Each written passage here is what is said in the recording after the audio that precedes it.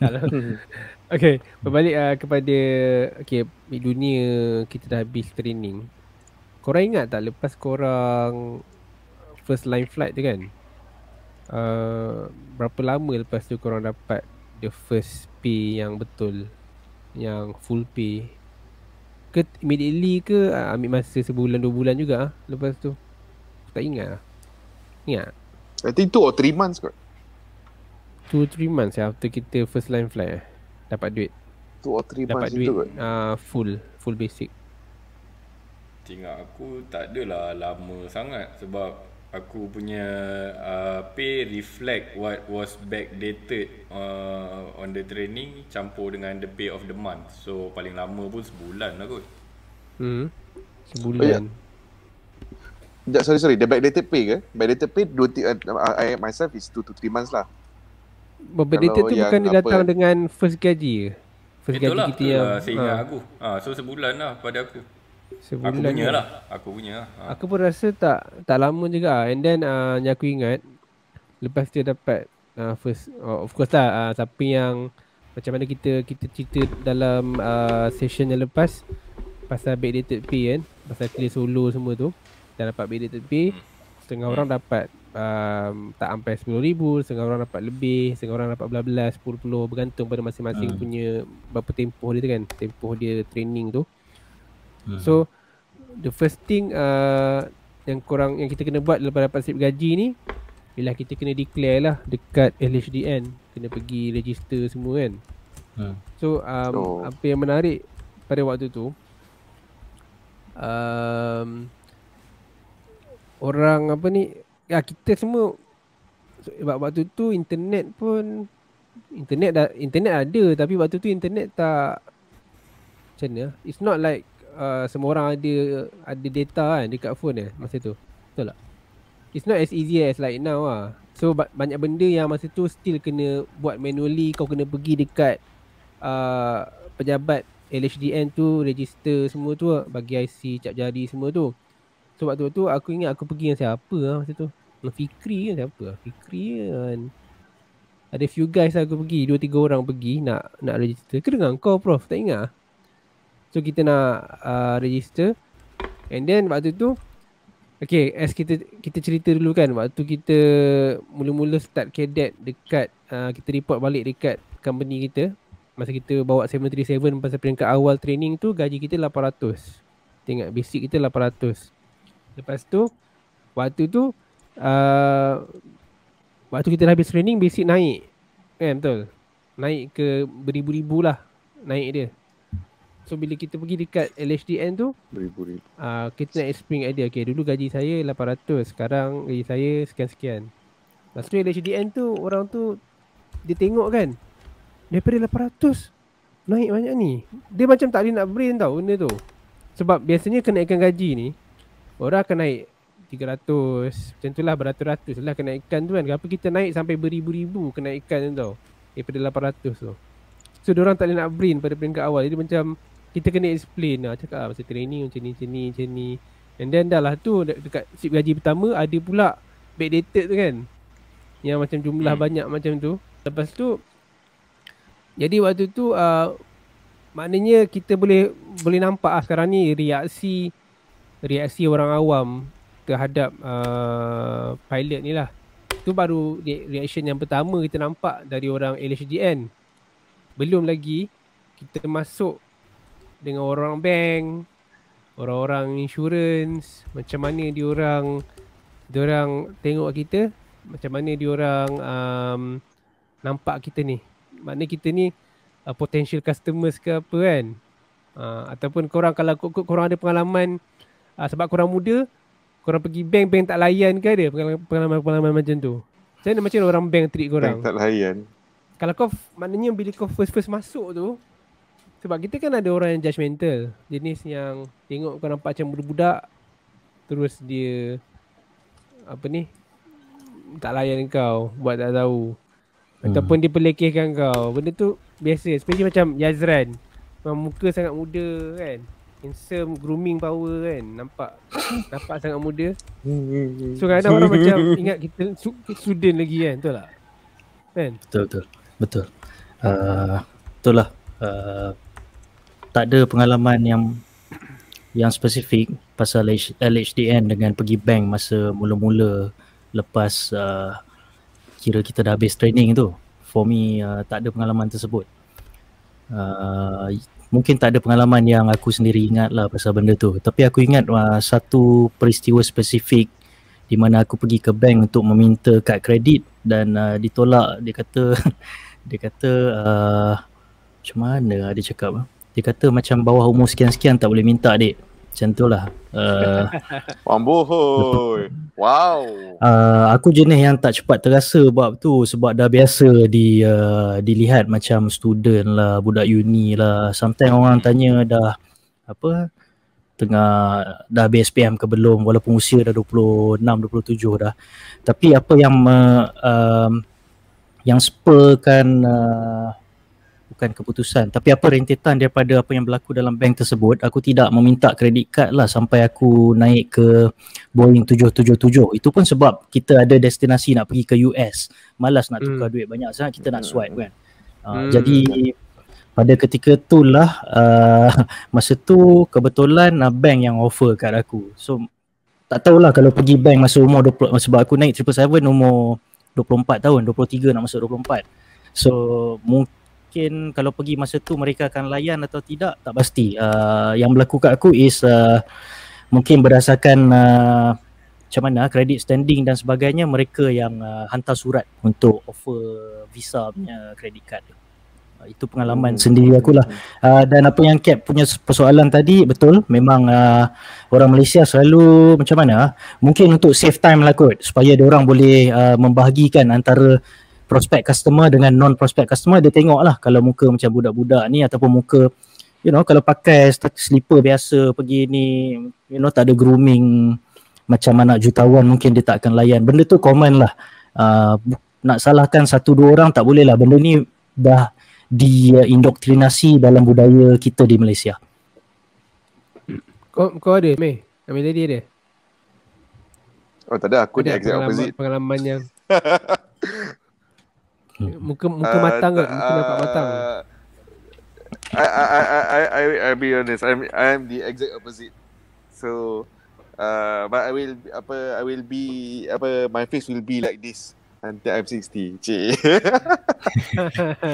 Cepat matang dan static lah. Dia punya growth tu static sampai 60 lah. Aku nak ada satu benda yang aku asal aku nak beli kereta tu. Kan dapat backdated kan. So ayah aku advise beli kereta dulu. Kan beli kereta macam maybe dia nak aku enjoy kot. Dia tak nak lah. Setengah orang so beli rumah tu kan. Tapi ayah aku waktu tu dia bukan jenis yang investment punya orang.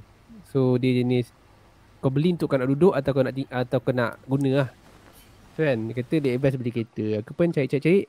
Pada aku waktu tu kemampuan, aku rasa bukan kemampuan aku, actually kemampuan average yang sama geng yang label aku ialah Honda Civic lah. Siapa yang go higher than that macam nak BMW ke kan, Audi ke pada waktu tu, actually di luar kemampuan sebenarnya. Tapi diorang nak juga merasa up to them lah kan. Tapi pada aku untuk yang kemampuan yang sedap, maknanya untuk kau nak maintain semua lepas tu kan, is Honda Civic tu kira that's the paling tinggi dah kot kau boleh pergi pun. Kau tak boleh pergi tinggi lagi lah sebenarnya. Maybe Honda Accord pun pada aku dah pricey sangat lah. Okay, tapi tak kisah okay. Point aku sekarang ni nak cerita pasal layanan tadi tu. So ada seorang kawan lama aku approach aku nak untuk nak beli Honda Civic dekat masa tu dekat Shah Alam, Sambil Shah Alam. So aku macam okay, nanti lah aku tengok macam mana. In the same time ayah aku ada kawan dia juga dekat Seremban. Sama juga nak suruh beli kat kawan dia lah kat Seremban. So aku pergi Seremban tu dengan ayah aku. And orang tu dah sampai degree semua kan. Dia more interested nak cerita kat ayah aku, bukan nak cerita kat aku. Aku yang nak beli, bukan ayah aku. Kenapa aku rasa aku tahu kenapa benda tu berlaku. Kau pun tahu kot. Apa kau rasa? Dia ingat ayah aku yang bayar kan kot. Ayah aku betul. yang bayar down payment. Benda tu lah. Jadi, betul. Jadi Macam ayah aku dah habis semua kan. Dah habis the whole dia dah beria cerita semua kan. Dia more fokus kat ayah aku, bercerita kat ayah aku. Semua nak cerita kat ayah aku. Okay fine, suruh ayah aku beli. And then lepas tu aku cakap ayah aku, aku cakap ayah aku rasa macam mana. Dia tak respect aku as customer. Aku yang nak beli kan. And then kenapa nak beria ni kan. And then forget about it lah. Aku pilih lah kawan lama aku tu. Sebab kawan aku tu interested nak cerita kat aku, bukan cerita kat ayah aku. So nasib orang tu kan, siapa suruh treat aku macam tu kan. Kalau katakan pada waktu tu dia treat aku nicely, dia nak beria cerita kat aku, nak promote aku beli lah kat dia kan. Jadi pada tu maknanya kau ada ego sikit lah pada waktu tu. Bukannya ego apa, sebab kau nak rasa dihargai juga lah kan. Kau yang nak beli kan. Aku faham Cap, sebab kau dah melalui alam pekerjaan ni, bukan kau lalui senang-senang dapat kerja aja. Daripada training yang sebelum-sebelum ni kita cerita macam mana susahnya nak dapat pekerjaan tu semua, mestilah kau nak rasa dihargai juga kan. Benda-benda ni mungkin orang-orang yang kita deal dengan tu tak pernah rasa kesusahan macam kita. Mungkin sebab tu kau rasa tak wajar dia treat customer seperti engkau sebegitu rupa. Cuma pada aku tak macam take heart sangat pasal mungkin dah biasa kau kena. Ya, tapi aku cakap okay, tak apalah. And then kalau dia nak buat macam tu, tak apa. And then aku pernah juga dapat keadaan di mana bukan saja orang bank ataupun orang bank tak ada masalah cakap ni. Aku tak ada masalah orang bank. Jangan macam offer nak suruh aku ambil itu, ambil ni, ambil polisi ni lah, polisi tu. Tapi yang satu lagi, ada kadang-kadang tu aku ada saudara mara jugalah yang tak tahu. Some people memang kebiasaannya orang tahu pilot ni they make like, tak adalah jutawan, tapi they make sama ni lah, gaji not bad kan. Setengah tu don't have a clue, setengah tu rasa mungkin gaji sikit. So masa aku mula beli Civic tu, salah seorang saudara aku ni dia tanya, so ni kereta ni papa ke bayarkan down payment? Masa tu insulting kot aku soalan macam tu. Sebab ayahku macam somebody, macam high rank dalam askar kan. Jadi diorang semua apa-apa kadang-kadang tu achievement aku tu diorang akan ingat ayahku yang bagi duit tau. Dia kadang-kadang tu benda tu macam jadi ni lah, kau rasa insulted lah. Lepas tu cakap ni duit ni lah, duit aku lah. Aku macam ni duit aku lah. Dia macam marah je kan. So macam underestimate kita kan. And sebab but they don't have any idea. Actually diorang bukannya ignorant ke apa, diorang tak tahu. Diorang tak tahu sebenarnya pilot make a lot. Aku pernah ada seorang kawan ni, dia cikgu. So aku rasa kalau cikgu patut tahu kan. Tapi dia tanya aku kan, dah lama tak jumpa, kau masih pilot soalan ni. Dia macam okay. Ya, aku masih pilot. Tak, macam dia ingat pilot ni temp job ke apa kan. Macam kan, kalau kau tanya aku, kau masih dengan airline ni kau boleh lah terima soalan tu. Tapi kau masih pilot, macam you would give up that job untuk nak kerja lain tau. Something like it's not a career pula kan. Itu yang benda macam tu lah. Dia jadi setuju. Tapi kerja pelayan. Kan, kalau yelah kan, macam kadang setengah orang tak tahu tau. Dia tak tahu. Ramai aku jumpa tahu, tapi adalah seorang dua yang sebenarnya tak expose dengan benda ni. So diorang tak tahu sebenarnya, diorang tak boleh nak brain. Contohnya itulah orang LHDN tu lah aku rasa. Dia tak pernah deal dengan pilot kot. Macam baru grab tengok pada akademi LHDN. 800 tiba melonjak naik sampai beribu-ribu kan. So mungkin diorang tak boleh nak brain, tak and macam beribu-ribu tu bukan macam 2 kali ganda daripada 800 saja, dia lebih daripada 5 kali ganda kan. Jadi satu kejutan lah buat dia orang. Yes. And alhamdulillah bersyukur dengan pada waktu tu. And pada usia muda, faham lah waktu tu kawan-kawan kita semua tengah belajar, kita dah dapat gaji semua. And pada waktu ketika tu considered kita mendahului mereka. Tapi kena tahulah kawan-kawan kita yang belajar tu kesudahannya bila diorang dah habis belajar semua, diorang kerja, senang cerita ceiling gaji diorang tu akan lagi tinggi, akan potong kita lah kesudahannya. Peringkat awal ni kita mungkin sebab diorang belajar, kita dah kerja dapat duit semua, tapi peluang diorang tu nak go higher tu lagi luas compared to kita. So kat situ adalah kelebihan dan kekurangan masing-masing. So tak ada nak kata kita ni hebat sangat pun, tak ada lah kan. Dan dari segi spending, kira masa kita muda-muda dah jadi pilot, masa ketika tu pun baru clear training. Ada antara kita masih belasan, ada antara kita awal 20-an. Kalau untuk pengalaman aku sendiri, aku punya spending habis banyak pada makanan lah. Macam nak rasa makanan tu, makanan ni. Kalau kita ada makanan sedap dekat Melaka, jom kita pergi Melaka, kita makan kat Melaka dan lepas tu kita balik pada hari yang sama. Ke Ipoh pun pernah dan sebagainya. Dan masa ketika tu, sekarang mungkin normal lah untuk orang spend banyak pasal makanan. Tapi pada ketika tu, usia tu, statement expenditure yang sangat mengejutkan bagi pihak aku, di mana aku spend lebih kurang 2,500 seminggu untuk makanan sahaja. Jadi pada ketika tu benda tu shocking lah bila ketahui balik.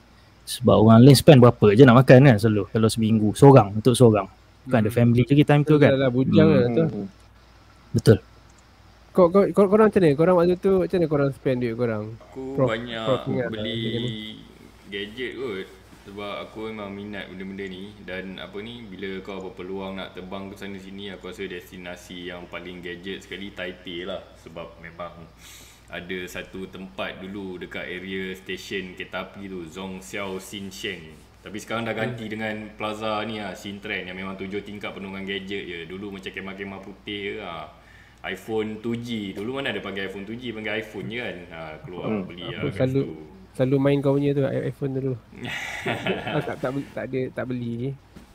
Even Android, tak silap aku, HTC keluar phone, one of the first Nexus Android phone, the Nexus One. Itu pun aku dapat kat Malaysia. Tapi main bid yang lelong.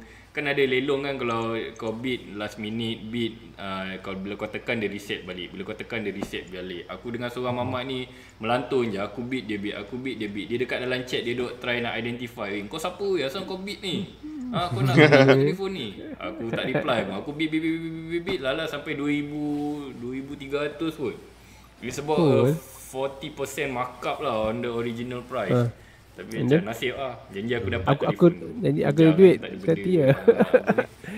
Baik duit. So those are the things that yang aku beli lah. Mostly gadget stuff lah. And I don't think I ever stop. Korang punya parents kan, ada interfere tak? Maknanya macam dia atau sekadar nasihat ke, atau memang dia orang macam paksa korang ni duit ni 10% ni. Yeah, it's not an interference but rather nasihat lah. Sebab parents aku memang, aku daripada kecil kalau parent aku dah berbulu je macam nanti kau ada duit sendiri kau beli lah, nanti kau ada duit sendiri kau beli lah.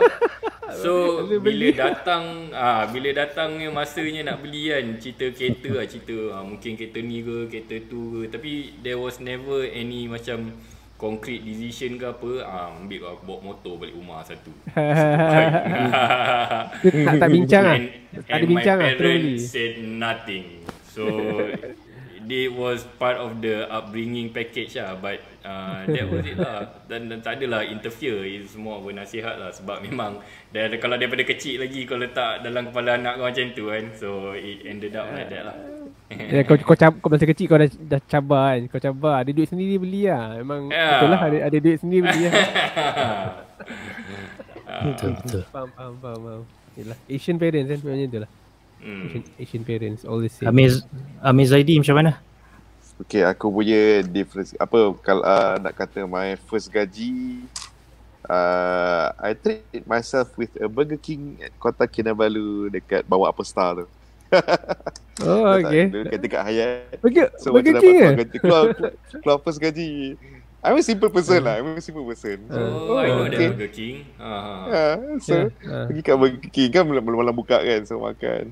Betul. So makan order penuh lah. First gaji tak ada simple. I think simple. I think a large Whopper set. Macam makan makannya tu. Lepas tu apa macam ni lah, macam certain people they indulge into apa, okay, let's go, let's travel, let's use their first ticket apa semua kan, macam the first free ticket apa semua. Some people indulge in that.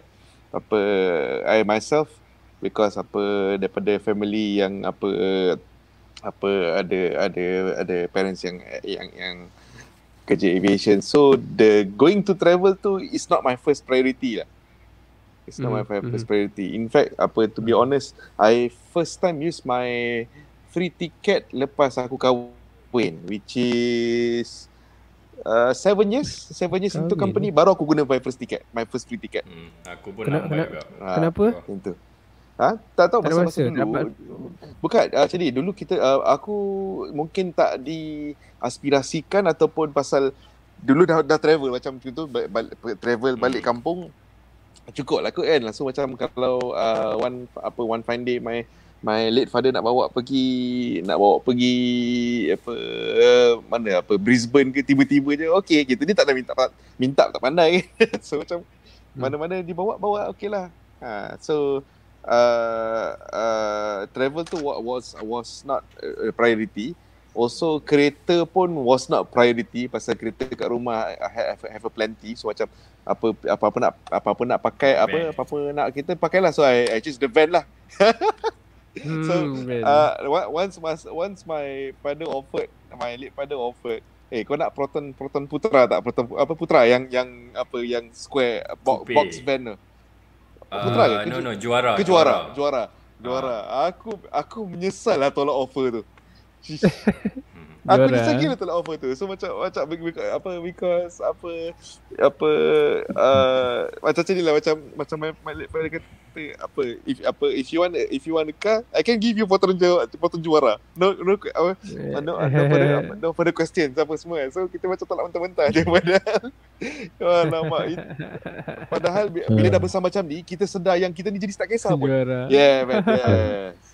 Penonton yang macam berminat nak jadi pilot ni, kalau di kalangan muda-muda ni mungkin tak pernah tahu ada Proton yang nama tersebut lah. So sekarang ni benda tu popular untuk orang geng-geng basikal kot, pasal boleh bawa basikal kat dalam. Selalu dengan macam itulah. So the point is setengah orang dapat the first gaji, dia ikut juga. Setengah orang dia ada aspirasi dia untuk beli barang tu ke, beli kereta ke, or travel kan. So like myself, my aspiration is different kot, because because maybe masa tu just beli, okay, my first item I bought with my early pay was PlayStation 2. PS2. Masa tu dah PS3 dah keluar. Aku saja beli PS2. Saja tak ada kerja. And then aku main dekat flying school lah. Yalah, aspirasi juga tu. Guitar Hero was a thing lah. Guitar Hero was a thing. I catch up, itulah I game lah. Just moderately lah, dengan satu bought my first trumpet lah. My first music instrument. My first itu pun just 1.5k. 1.5k. 1.5k only. It should be more expensive, but it's only 1.5k because it's display trumpet kan. So dapat tu. So I thought macam jadi besar, macam jadi cikai lah orang kata, for pilot standard is cikai lah. Jadi cikai tu macam tak ada apa-apa sangat lah for me kan. So turns out I think 3 months or 4 months after I online, my father passed away. So I use the rest of my gaji is to settle hutang lah. Settle kinda relief, because I use the remainder of it settle hutang to help the so eventually masa I help my late mother masa tu. My late mother settle all hutang, and we live debt free lah. In fact, we live debt free for a while lah. So macam boleh lah my my mother concentrate nak belajar apa, nak apa kata belajar adik-adik kan, my brother siapa semua. So automatically kita terus macam concentrate, we have another focus point lah.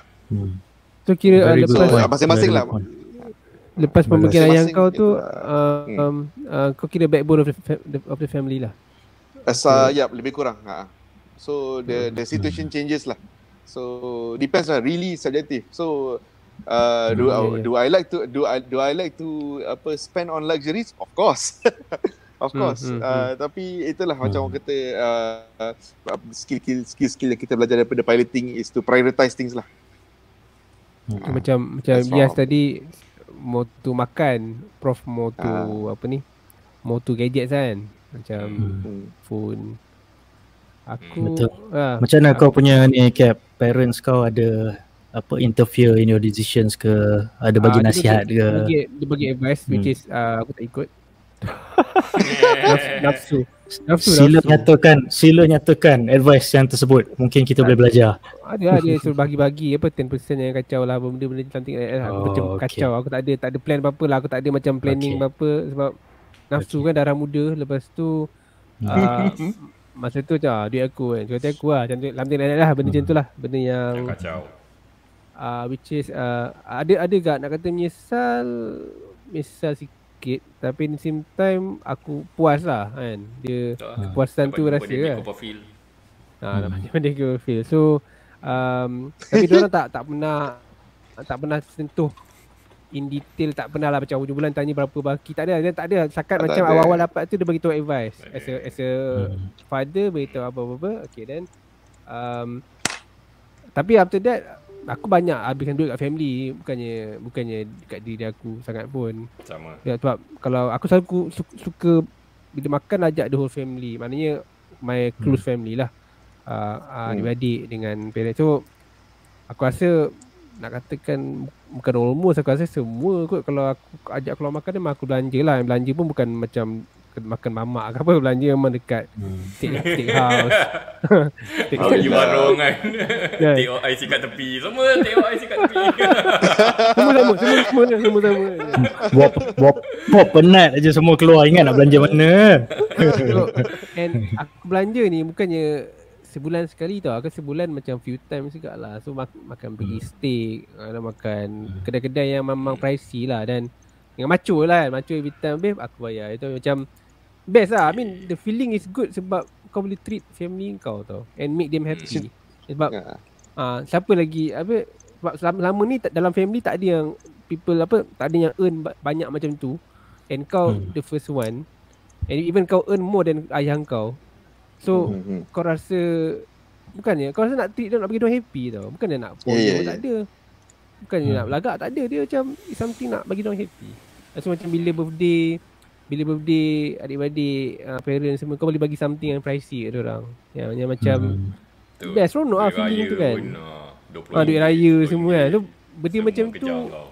benda macam tu dia pada usia muda kau dapat buat macam benda tu, kau dapat berikan semua tu, kau rasa best lah. Sebab kau boleh menghappykan family kau. Sebab kau memang kau bagi tu, kau tak mengharap apa-apa balasan pun, memang kau ikhlas, kau memang nak.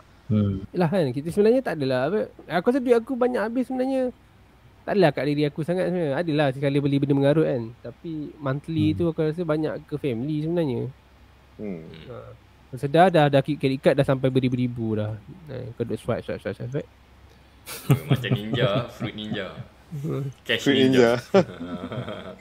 Aku just nak cakap this spending nak tentang the gadget. Kau macam makin lama makin kau dah progression in the career dan umur. Macam aku sendiri, aku tengok gadget aku dah tak macam dia punya pull factor tu tak macam waktu aku muda dulu lah. Kalau tak dulu macam tengok gadget ni je nak beli, tengok gadget tu je nak beli. Sekarang ni tengok the next iPad, dah iPhone, katalah aku ada iPhone 8 lah pun, tapi ni 12 lah bini beli. Kalau bila the 13 keluar, what can the 13 do that the 8 cannot do that I want to do? Macam sama tak payah kan, je. tak payah beli je, betul lah. Then so the pull of the gadget tu kau dah kena cari benda yang lagi niche lah. Aku perasan lah yang bila aku start going niche tu is probably from the aviation headset punya phase lah. Waktu tu dah macam kau dah puas cari the regular gadget, kau dah memang nak kena puaskan diri kau nak kena cari benda yang makin kecil, makin susah nak dapat. And eventually dah macam I've run out. So for the most part bila aku pergi shopping tengok gadget ke, is just untuk mata je, tak keluar duit pun. It's either kita ni mungkin dah puas ataupun kita getting wiser lah. Tak tahulah, either one lah. A mix of both maybe. Betul. Sebab aku ada pendapat mengenai ni yang pasal gadget. Ini semua satu proses kita punya pengembaraan dalam hidup kita. Kita akan melalui, kita minat benda tertentu, kita akan ada satu interest terhadap sektor yang tertentu dan dia punya pilihan dia, adakah kita mahu explore lagi further now that we have all the money in the, you know, theoretically all the money in the world for that. Macam Amir Zaidi, dia minat muzik, dia boleh pilih. Kalau dia nak alat muzik yang paling hebat pun, kalau dia nak explore, dia boleh beli. So terpulang pada dia nak explore bahagian mana. Dan it so happen that dia punya interest ni berpanjangan sampai ketika ini dan dia masih lagi meneroka bidang yang sama, interest yang sama, which is good. Dia boleh continue dengan dia punya hobi tu. Katakan kalau dia dah terbeli trompet paling mahal dalam dunia, saxophone dan sebagainya, ended up dia kata dia dah beli semua, dia dah capai semua, aku dah boring lah. Lepas tu dia dah tak ada hobi sekarang. Itu pun satu kelemahan juga kan. So itu bergantung lah. Terus putus kan. Tak ada Satu hobi. I jadi itulah. Jadi zuhud lah. Betul. Jadi zuhud. Macam ada banyak pilot baru clear training. Ramai antara kita yang membeli kereta mewah, kereta sports dan sebagainya. Kalau orang tua-tua yang macam wiser ni cakap memang korang ni membazir duit lah beli rumah apa semua. Tapi mereka tak memikirkan, take into account perjalanan kita semasa muda. Bila kita mendapat duit sedemikian, kita kita ada interest dalam majalah-majalah permotoran dan semua kita tengok F1 masa tu dan sebagainya. So benda-benda ni kalau aku boleh nasihatkan orang, follow your passion jugalah. Cuma jangan keterlaluan. Don't live macam mana? Jangan hidup melebihi. Kita live only once, tapi jangan berbelanja melebihi daripada apa yang kita dapat lah. I think you make a good point on the kereta-kereta laju apa ni. Kalau you nak dabble in hobi yang kena ada high skill, macam nak bawa kereta laju ke, nak main basikal ke, motor ke laju, dah tua dah tak sempat dah. Kalau nak buat, baik buat sekarang. So when you have the skill, later on the experience can carry you if you want to stay with the hobby. But selagi kau mampu daripada segi kudarat, wang dan kau punya umur muda lagi, otak masih segar lagi, get into everything. Benda tu satu lagi, yelah kau cakap, aku kata fikir nanti kalau tak sempat mati ke apa kan. Maknanya kau dah ada duit sekarang, why not kau belilah apa yang kau nak beli sama ni kan. Lepas tu kadang-kadang tu kita beli benda yang masa kecil, yelah parents kita mungkin tak mampu beli dulu. Itu kita rasa nak beli, kita belilah kan. Aku pernah kena sound dengan bini aku lah, girlfriend aku waktu tu. Dia kata aku bazir lah, suka tak nak menyimpan lah apa semua kan. Lepas tu aku macam cakap dia kan senanglah you nak cakap, senanglah nak cakap kan. Senanglah you nak cakap macam tu sebab you don't get that amount of money. Katakan you were in my position, mesti sama je, 2 kali 5 je. Sebab dia boleh bagi nasihat tu sebab bukan dia yang mendapat duit banyak macam tu tau setiap bulan. Dia and then bila kau duit tu tak bawa masuk kubur pun, at the end of it all mati. So just try and get the most happiness out of your life lah with what you can, termasuklah dengan family kau semua tu, and try to spread it to others. Silakan. Correct. Tapi tadi Prof ada cakap ni, aku nak kembangkan sikit lah pasal time, money dengan energy punya matrix lah. Siapa yang tahu masa kita muda, kita ada banyak time tak? Masa kita belum kerja lagi, mungkin banyak time. Masa kita student, kalau orang pergi universiti semua banyak time. Kita ada energy tak? Maybe ada energy, kita muda lagi. Adakah kita mempunyai money? Tidak ada money. No. So kita tak boleh buat apa yang kita suka ketika tu. Lepas tu masa kita bekerja pula, kita ada money. Yang masa kita baru clear online, ada money. Ada energy tak? Ada. Then Time. Okay, ini debatable lah. Ada orang kata ada orang kata tak ada. Depend on kita untuk make time untuk kita enjoy hobi kita, untuk spend money, ataupun kita nak terus kerja macam keras dan tidak mempunyai masa. So kalau kita tua pula, kita dah ada banyak money, kita dah bersara, dah banyak time, tapi adakah kita ada energy masa ketika tu lepas kita dah bersara ni? So startlah hobi anda sebelum ia terlambat. Startlah passion anda kalau ada. Macam anak-anak kita katakan minat katakan Lego, Transformers ataupun ni, kita akan cakap kalau orang yang tak memahami kita sebagai orang tua kan, alah kau lagi 10 tahun mesti kau tak main punya Lego tu. Tapi kau tak faham perjalanan budak-budak tu. Masa tu having a Lego, benda tu sangat kira penting dalam kehidupan dia, dan masa dia tua nanti, lepas dia kerja, dia akan mention benda tu. Yang bapa aku belanja aku Lego ketika aku mempunyai minat Lego terhadap so. Bapa aku belikan aku gitar ketika aku minat yang rock band yang tersebut tu. Dia akan ingat benda tu. Itu mungkin kita nak cerita sikit lah. Sebab tadi aku dengan Prof dah mention sikit pasal kereta mahal semua ni. Ada orang kata kenapa beli kereta mahal? Kau ni belilah rumah dulu, apa semua, value menaik, kereta value turun.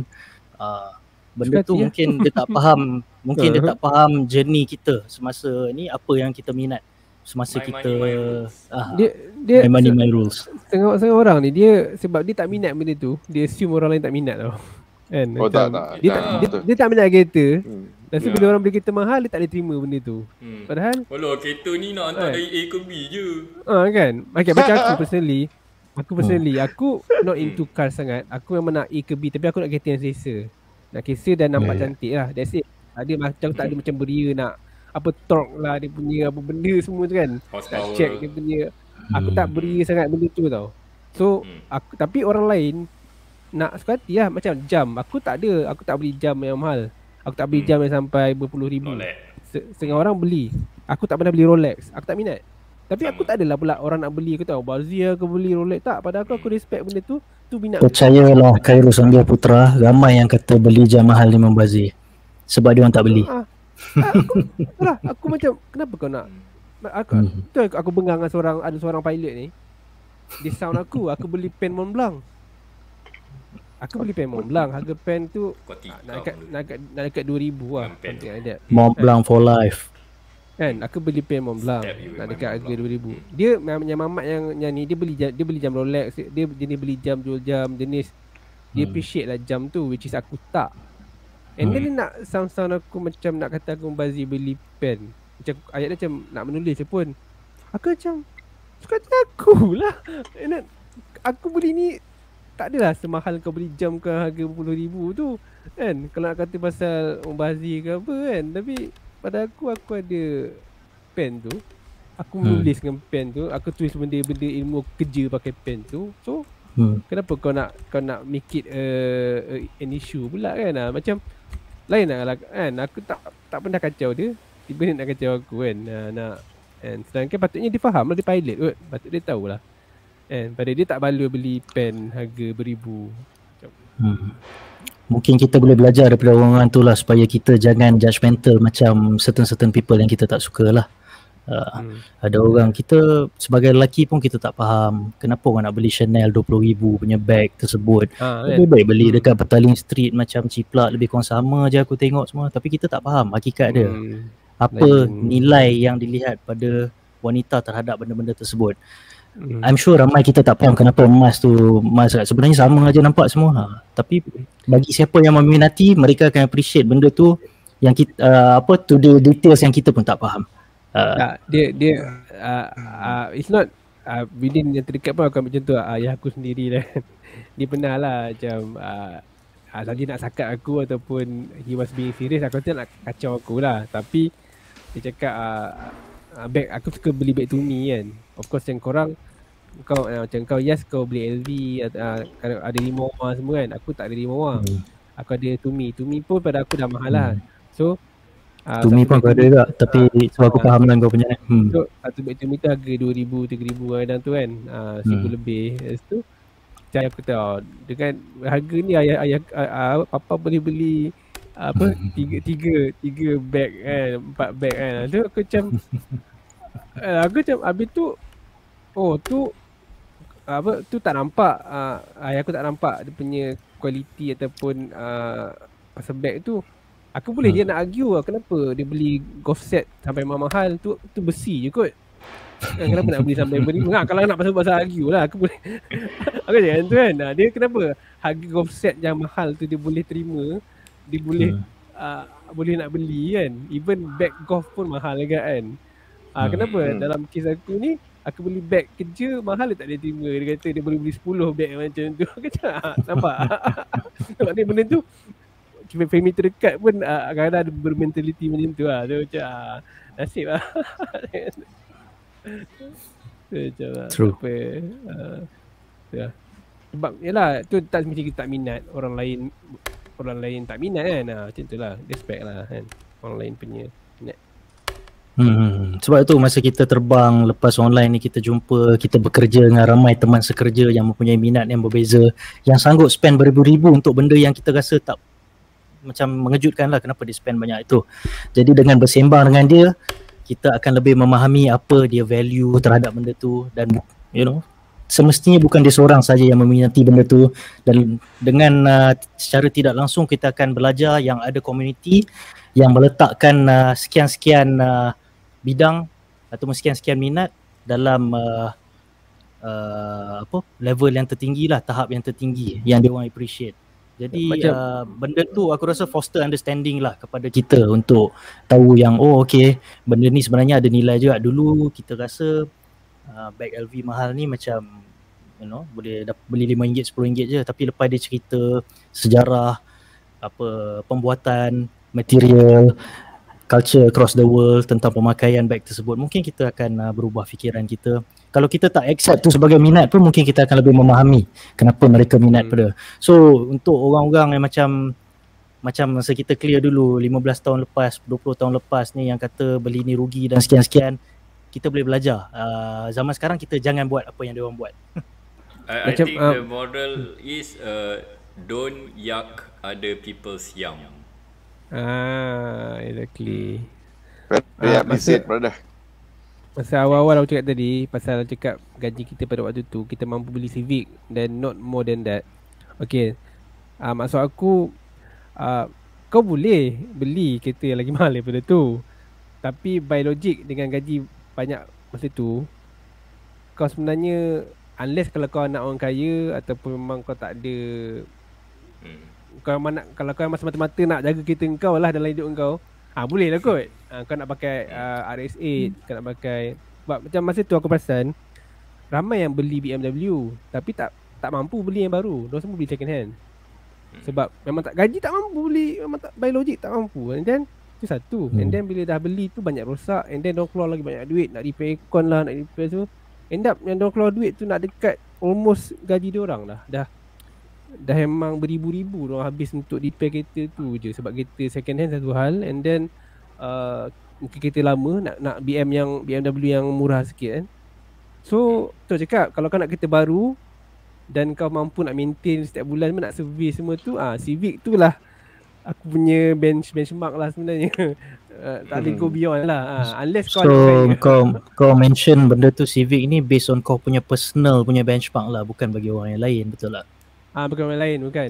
Cuma kalau orang tu, yelah, kalau memang dia nak fokus on kereta saja, go ahead lah, belilah. Aku hanya beli kereta mahal mungkin masa umur aku dah later sikit lah. 24 ke atas lah, sebab aku suka tukar kereta zaman dulu.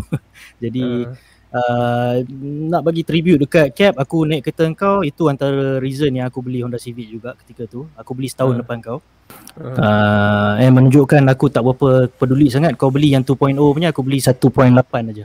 Jadi pada ketika itu benda tu bukan priority. Tapi kawan-kawan lain yang membeli sports car macam Prof dan ramai batch kau lah sebenarnya, itu bukan kegagalan lah.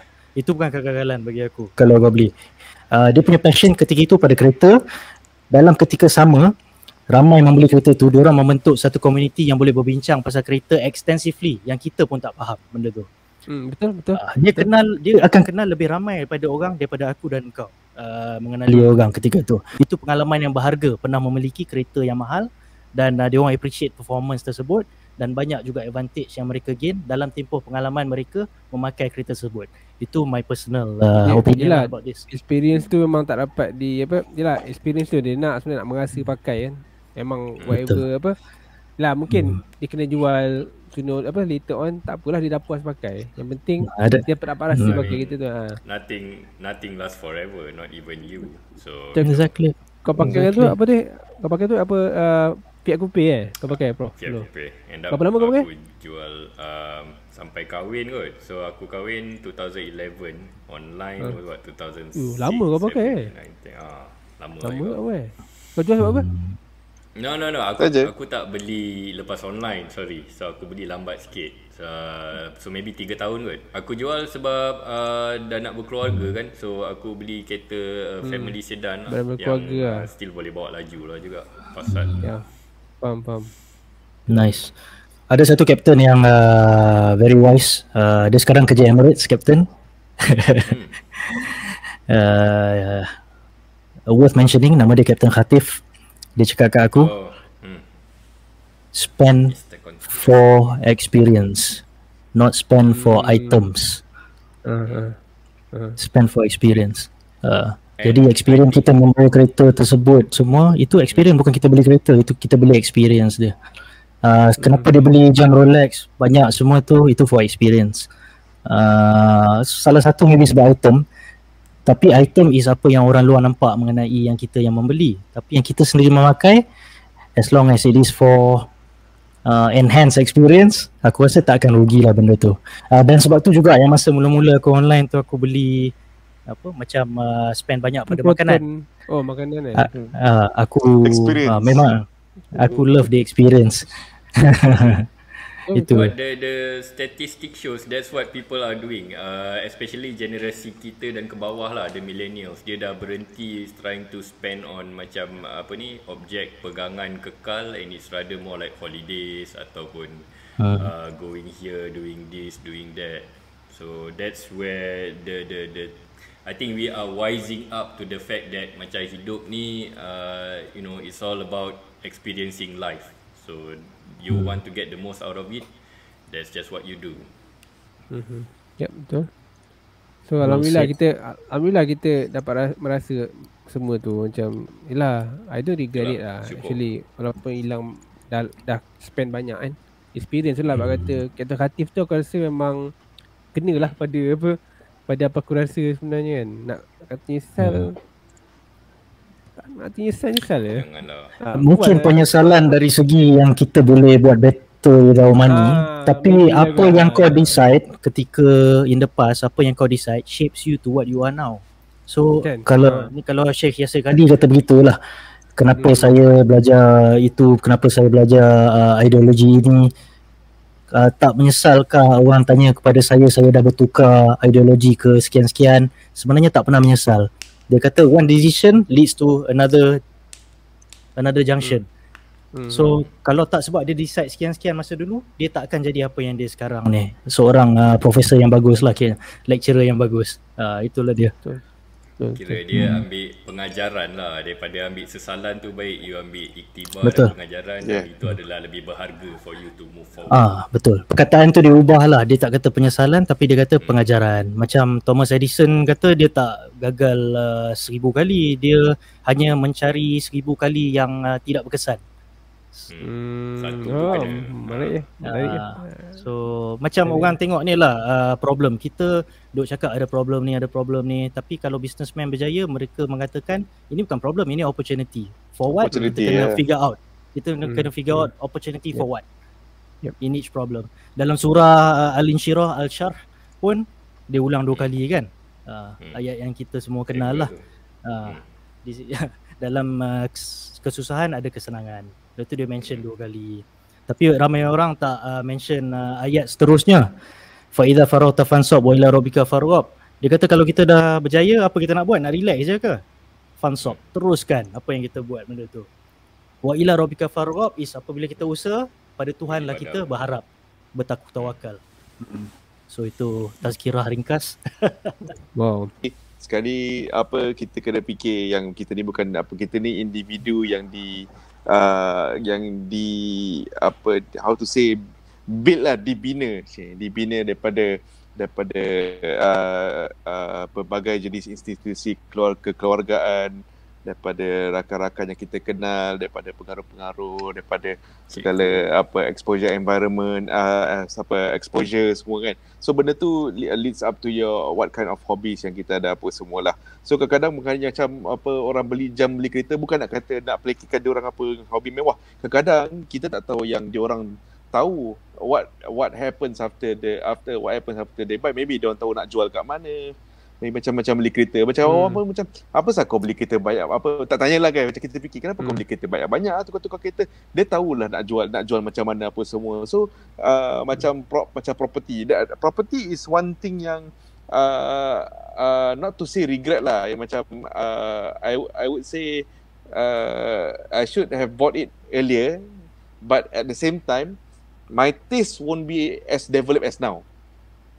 Okay. So kalau macam so dia macam ada graf lah kan, graf taste kau sini, dia punya the time you have is going down lah, macam tu lah kan. So dia some ada midpoint kan, jumpa kat situ. By the time taste kau dah berubah tu, rumah tu dah tak available nak beli, cantik ada lah. Ada cerita, tapi kan at least benda apa nothing can be that perfect lah kan. So of course bila nanti kau dah 50-60 kan, kalau umur panjang kan 50-60, nantilah ada nak kerusi Chesterfield leather lah apalah. Chesterfield apa tu. macam sekarang macam I would say in 10 years time the taste will be different. Our taste from now will be different in 10 years from now. And 10 years behind pun now this is different. Sekarang ni macam the modern sharp looking furniture looks nice. Now the thin screen TV pun looks nice. Tapi bila kita fikir balik, what about our kids apa semua sekarang dah ada anak integration lah kan. Next 10 years apa kan, betul ada cucu integration ke apa semua. Dulu untuk kita yang apa, like I said lah, the upbringing and the environment lah. So some of you might be married, some of you might still be single.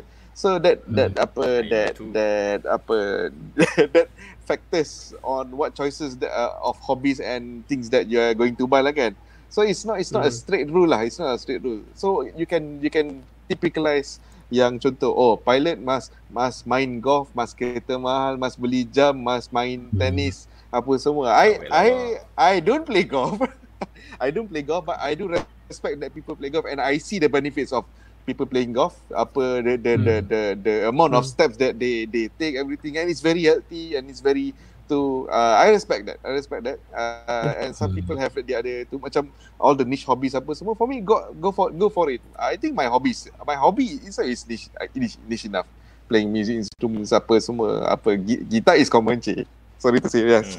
Guitar is common. So my instruments is apa something niche, because sometimes apa you can play only seorang-seorang je kot. Kalau macam gitar boleh lah ramai-ramai, boleh lah macam tak ada company pun boleh main kan, satu boleh main unplug kan. Kalau aku main instrument main unplug macam kelakar lah pula, kena cari minus one ke apa kan. Okay, that's different, better lah. Ada band sendiri, wah kalau kaya habis kan boleh hire band sendiri ke, The Amir Zaidi band ke, tak tahu lah kan. Anyway we just have to appreciate yang they might know something better on what they are purchasing lah, macam tu. My friends won't maybe they won't understand why I buy trumpet, why I don't buy something more beneficial like car or property apa semua. So that's different story lah. Boleh faham. Ya, sebab macam sekarang pun hobi sekarang aku perasan hobi beli basikal mahal kan. Especially orang-orang yang gaji tinggi kan. Aku pernah tanya, ada tu sampai 60,000 dia spend boleh angkat dengan jari. Untuk basikal. Ringan gila. pada aku kalau tanya aku memang aku takkan beli lah sama hal tu kan. Memang aku tak Sama minat lah. dan apa. Tapi just respect lah, dia ada duit sekali dia nak buat apa kan. Yes. Dia Kita tak tahu, minat benda tu kan. kita tak tahu ada income lain ke, kita tak tahu. Ni Income lain ke, bapak yang Ah. kaya yang hidup lagi, bapak saudara yang kaya yang hidup lagi, all the family inheritance that they have that we don't know. Yalah. Subjektif. Satu je lah yang aku boleh cakap, sebab kita ramai yang dah tercedok time COVID ni kan. Memang Yes. whatever you do, ukur baju di badan sendiri, because it can Yes, betul. always hilang sekelip mata. So Please. kalau you boleh ada reserve, ataupun you boleh ada backup plan, ataupun you nak buat business ke apa, definitely go and look into it before you dah terciduk. Sebab memang macam COVID ni, macam we are a very sensitive industry that is at the forefront lah. Macam airline travel, concert, spectator sport, semua memang dah burn lah all the way for the last 1-2 years, and probably won't be recovering until the next few months at least.